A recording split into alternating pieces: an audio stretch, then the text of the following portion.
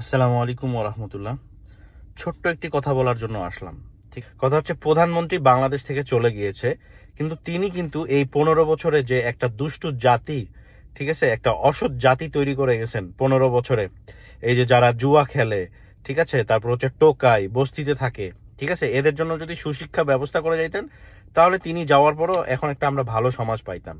ঠিক আছে, কিন্তু এই যে উনি চলে গেছেন, কিন্তু উনার এই যে দুষ্টু জাতিগুলো রাখে গেছেন। ঠিক আছে, যেমন দেখেন না যে ভাই মারা যাচ্ছে, সন্তান মারা যাচ্ছে, তারপরেও কিছু লোক আওয়ামী লীগের প্রশংসা গাচ্ছে। তো এইটা হচ্ছে দুষ্টু জাতি। ঠিক আছে, তো এরাই কিন্তু রাত্রে ডাকাতি করতেছে এখন। ঠিক আছে, এবং এরাই ভাঙচুর করতেছে, এরাই আগুন লাগাচ্ছে। এই জিনিসটা কি অনেক বুদ্ধিজীবীদের মাথায় আসে না? আপনারা ছাত্রদেরকেই দোষ দিচ্ছেন যে এই জন্য কি স্বাধীন করলাম দেশ। ঠিক আছে, এই ধরনের কথা বলিয়েন না।